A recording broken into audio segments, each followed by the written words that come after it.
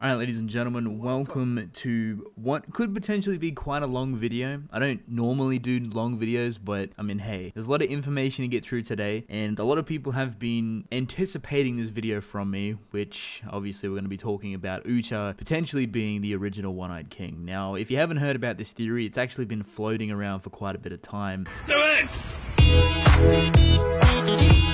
And originally, I wasn't the biggest fan. Didn't really like it. There wasn't really much information to go off, and there still isn't much information to go off. However, after doing a bit of research, after looking at actually Uta's tattoos and what could potentially be the meanings for them, it's kind of persuaded me a little bit, and it's actually pushed me to make this video. So sit back, relax if you can, try and enjoy this video, try and keep along. I'm going to try and make this as simple as possible, but I'm mostly going to be breaking down Uta's tattoos and how this could reflect back to him being the original One-Eyed King. So let's get started.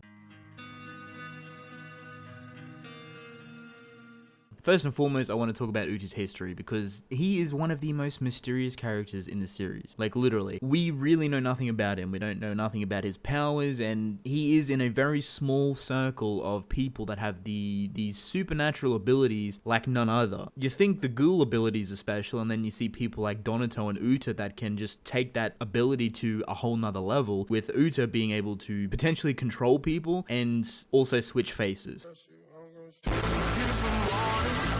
He can literally create picture-perfect and dialogue-perfect representations of other people's faces, and we've seen this time and time again, and supposedly, he can actually put this face onto another person and potentially control that person, right? But that hasn't been proven. That's kind of just a theory that's been out there for a little bit, but regardless, that in itself is ridiculous. It's an extremely OP ability and extremely deceiving, and it fits his character perfectly. And then you have people like Donato as well, who can actually create clones of himself, which are actually pretty powerful in their own right. So these characters are taking like the next step of the abilities, and I know a lot of people aren't a big fan of them. There's no real correlation with the abilities because Ishida kind of keeps the ability circle quite closely knit together. However, you got these other abilities that are completely outside of the circle, and we don't really have any reason on why. You know, why does Uta have this ability? Why does Donato have that ability? Why can some ghouls use quote-unquote elemental abilities? So it's very weird. Regardless, Uta has this ability which is completely unexplained, and it suits his character perfectly. Along the history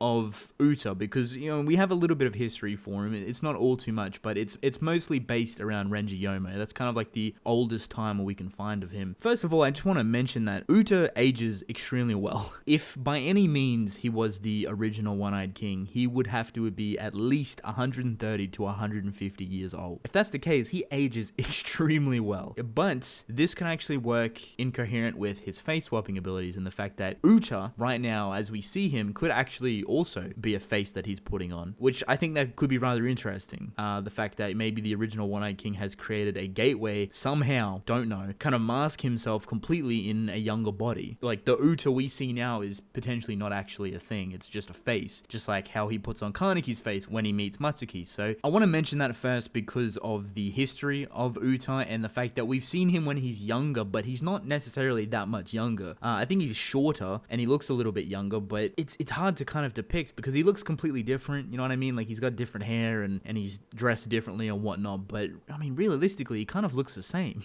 Like, when I look back at him, he kind of looks a little bit younger just from the perspective of those chapters, and he may look a little bit shorter, but he aged extremely well. And I mean, Renji Yomo aged extremely well, but he even grew facial hair, and he kind of looks a bit rough around the edges for his age as well. But Uta, he looks perfectly fine. I think they said that 50 years ago or 60 years ago is when the Naga Serpent was born. That's theoretical, but that kind of takes in both ideas that were represented for the original One-Eyed King. One was 150 years ago, the other was rather recent. Both kind of ties in together. They can both work. Now, before I start getting into the tattoos, I do want to mention his eyes. His eyes are actually tattooed on, meaning like he's tattooed like the entirety of his eye, which would actually make sense in hindsight if he was trying to hide himself from the world. If he was the original One-Eyed King, he'd have to be 1, a Washu, and 2, a half ghoul, a pure half ghoul, similar to Eto, meaning he'd have one eye, he'd be extremely powerful, he'd be a Washu, he'd be easily recognizable by anyone, so it would make sense for him to tattoo his eyes, just to kind of fit in. I see a lot of questions for that, so it'd be a good way to deceive everything. You know, he tattoos his eyes, he can swap his face, he's literally able to do anything with being a quote-unquote full ghoul, because he's got 2 eyes, theoretically, because they're tattooed, so would benefit the original One-Eyed King completely. So this is the first tattoo I'm going to be talking about. This is called the Deceiving Fox. Now, I'm getting all this information from a Tumblr page from Viper with a bunch of numbers, but I will leave the link to Viper's Tumblr page down below where he or she gives an explanation about Uta's tattoos and whatnot. Do note that these explanations may not be correct, they're not 100% legitimate, but there is a lot of good source material and a lot of stuff you can work off and actually bring into the story. So if you want to go check it out, read it for yourself and whatever, because he or she goes heavily into detail. A link will be in the description below. But the Deceiving Fox, as you can see on screen, this is one of Uta's tattoos, and there is a lot in it. There's a lot going on, but we can break it down. Viper breaks it down for us, so I'm just going to read from what he or she wrote, so let's just jump straight into it. So, first of all, there are two snakes intertwined with one another. There's a cross in the bottom right, and even a skull in the top left. Last but not least, there's a face in between the two snakes. Of course, it's hard to tell what this face is supposed to be, but I'm going to make a guess here and say it's a fox. To me, it looks like one, and it very much fits Uta. I'll get to that later. So first and foremost, the snakes. The fact that the snakes can shed their skin is associated with transformation. They can literally get a different skin. To apply this to Uta is not very hard. We thought he worked for Anteku, and then it was revealed he was part of the clowns, and not too long ago he was seemingly working with Anteku. Uta's our little snake, shedding his skin over and over again, being a spy for either Anteku or the clowns, or for both. This can be blown completely out of proportion, meaning that this could be a lot more than just him being a snake in terms of, changing his face and doing all this other stuff, but him working the field, you know what I mean? Like him literally not being on anyone's side. And funny enough, that was actually mentioned, I believe, not all too long ago. Before we were introduced to Dragon, Uta was talking about, I believe, the original One-Eyed King, and saying that, if Kaneki manages to find the Underground King, it's not necessarily true to word that King would actually follow Kaneki, meaning that the possibility of the Underground King or the original One-Eyed King helping Kaneki was like 50-50. It kind of depends on what the king wanted, meaning that the original One-Eyed King sits on either side. He kind of works for himself, does whatever he wants, and plays the field. Just recently, we had a chapter with Uta jumping ships, or not jumping ships, but changing sides rather easily. He rocked up to save Renji Yomo for no apparent reason, even though he was working with Furuta at the time. Now, I know Renji Yomo and him are really good friends. They go way back, and they're actually rather close, but it does suit the quote-unquote description of the original One-Eyed King, as well as the snakes that are representing Uta, and the fact that he kind of takes the direction he wants. He does whatever he wants to do and plays every single field, every single group, every single team. He's not just a one-man team, he's kind of in every team. So he jumped off Furuta's ship, helped Renji Yomo, and then seamlessly came up and somewhat joined Kaneki to a certain degree with Ittori. Rather interesting. Another meaning of the snake, especially the double intertwined snakes, is balance. Balance between worlds, but also between opposites. He's like the bridge between Anteku and the clowns, seemingly opposites. That's probably also how they see each other. Once again, this can be blown out of proportion. Uta can be the bridge to past to present. If he is the original One-Eyed King, he can be the bridge between the ancient civilization of the Washu family to the current Washu family, which, funny enough, Uta, Furuta, and Donato just recently killed. Like, they killed them not all too long ago. For what reason Uta teamed up with Furuta to take out the Washu family, I'm not sure. Benefits Furuta must also benefit Uta because he put his nose in it. Donato, completely different story.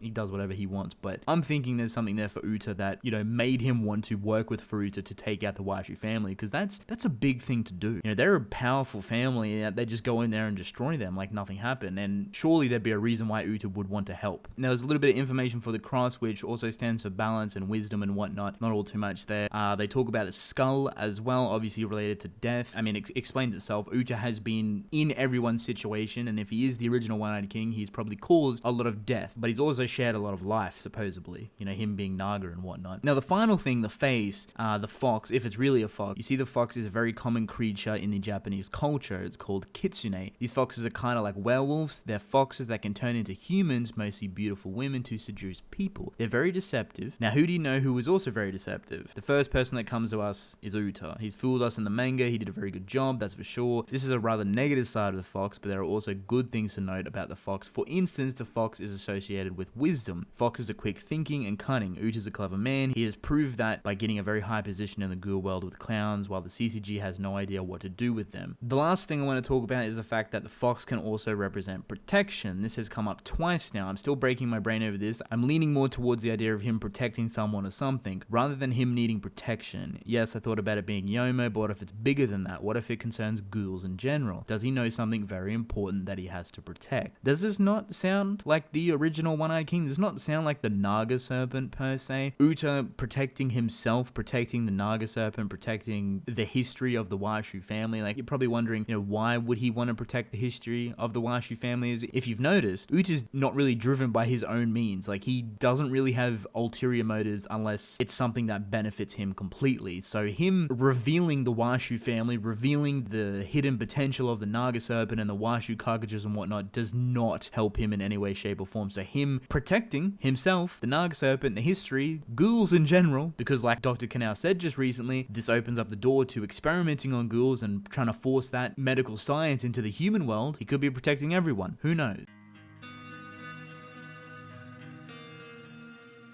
Alright, so the flame holds a lot of meaning. It stands for things that drive us, what gives us energy. One meaning is creativity. If there's one character trait that would define Uta, it would be his mask shop. Another association that I think fits Uta very well is strong emotions. This is because the fire inside of us also heats up our emotions. Love, desire, hate, passion are example of these kind of emotions. Though it's hard to say who Uta loves and who he hates, it's clear that these emotions must be triggering extreme actions. Therefore, they are powerful emotions. He is part of the clowns who are quite extreme, whatever their goal might end up being. Passion is a different story. However, we know that Uta is a passionate man. He's passionate about his mask, so much so that he wants to open up a shop, and actually does, obviously. But it's also worth noting that he also has a passion for humans. Violence is also associated with the fire. This is evident in Uta's past, where he's just killing all kinds of ghouls, humans, for a reason we don't know. But I guess they just really pissed him off. There is a lot here for Uta's backstory and him maybe getting revenge out of being transformed into this Naga Serpent. Realistically, I want to say if Uta is the Naga Serpent, he most likely would have had to be peer pressured into cannibalizing on Washu family members. Most likely why the Washu tried to hunt him down in the first place and destroy him, unless he was experimented on. But then again, he'd have to be a half ghoul, he'd have to be a Washu, and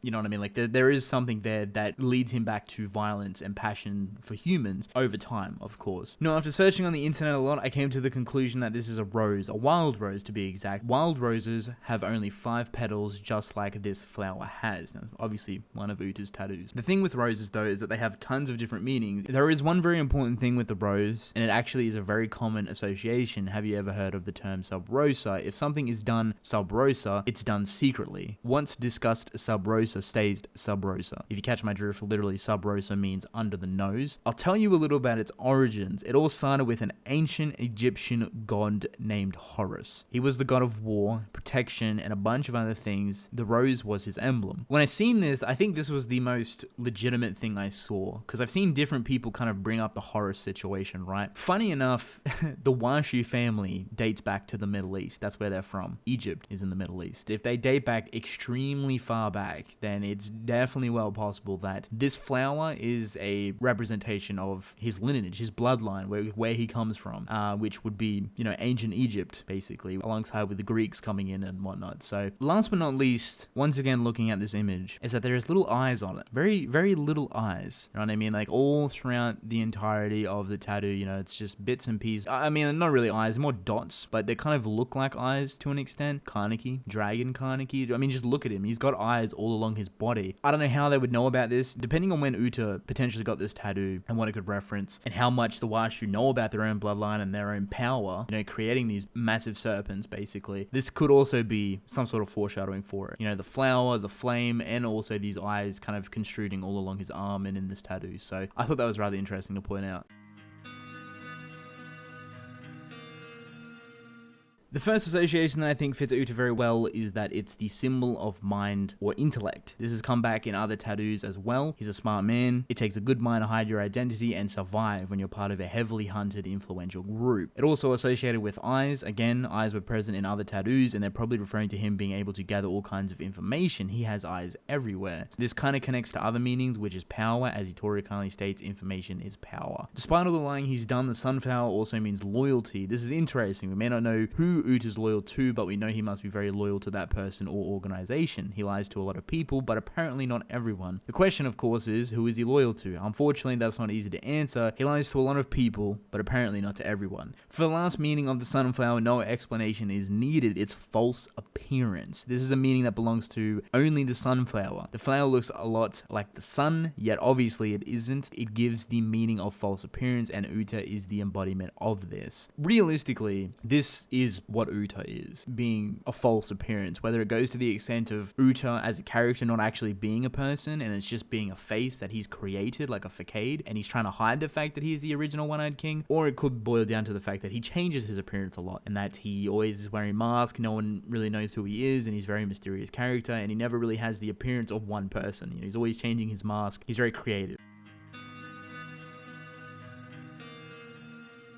The last but not least is the Jester. I'm just going to blast through this real quick. So, I don't know, this video's been going for way too long already. Kind of looks like there's a Jester in his tattoo there. Kind of like a little face structure, as you can see. Also, another thing behind the face, it kind of looks like there's a serpent or a snake, dragon, potentially, the Naga serpent, whatever you want to call it. I don't know, there's a lot of emphasis on large serpent-like beings. Obviously, we've seen the other two snakes before. Another snake on his finger, and then a face on top of the serpent. So, I don't know, it kind of doesn't bring everything full circle, but it does just imply a little bit about the Naga serpent, and you know, it could be a potential thing. You never know. Ishida is very sneaky with how he portrays his details, so there's always that as well, even though it is a bit of a reach. Uta has so much knowledge, man. The dude has absolutely everything he needs to know. He's always in the right place at the right time. He's always never really being serious against fighting people. He's never really caught in predicaments. Like, he just knows everything and everything that's gonna happen, right? The power of knowledge that he could have being the original One-Eyed King with the Washu, and how much power he has, and how he could infect the world and change the world and change ghouls, and how humans picture ghouls. Like, just thinking about that kind of blows your mind completely. It's like, holy hell, if he for some reason is the original One-Eyed King, he could change the world completely if he really wanted to, and he's got the power of that. He's got the power of knowledge, literally. So I apologize for this video being obnoxiously long. You know, if you've managed to sit through this, I greatly appreciate it. I understand I only just really explained his tattoos and just read off what was off Tumblr, but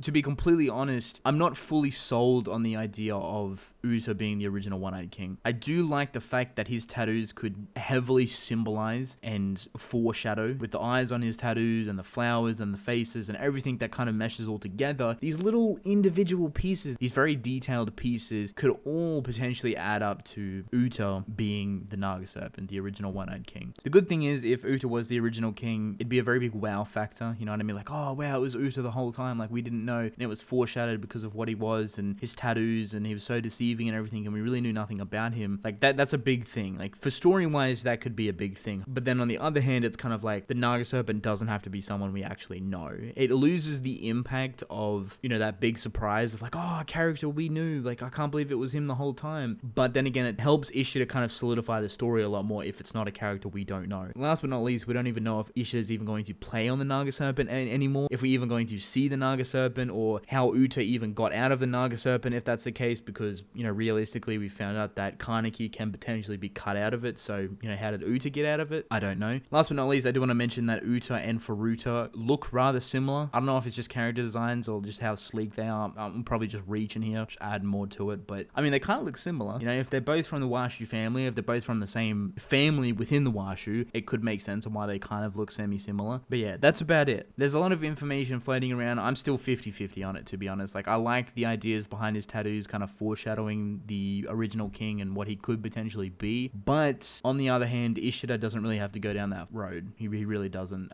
It kind of depends. Like, does he want the big impact of a character being the original One-Eyed King this whole time and we didn't pick up on it, we didn't know about it? Or does he kind of solidify the story and introduce a character that we don't know and we've never seen, or doesn't introduce that character at all because we still don't know what Ishida's going to do? So who knows? I am excited to see how this all unravels. I am very excited to see if Ishida actually ever plays on Uta, because even if he isn't the original One-Eyed King, he is a very interesting character, a very unique character, and I'm very excited to see where the story takes him, and hopefully we get more from him. So once again, I do want to apologize for this being extremely long and drawn out, but if you've managed to make it this far, thank you. I love you. But with that being said, I want to thank you all for watching, but I'm actually going to end the video off here. Hope you guys enjoyed. Don't forget to subscribe. I really appreciate it. Let me know your thoughts in the comment section below, and I'll catch you guys in the next video.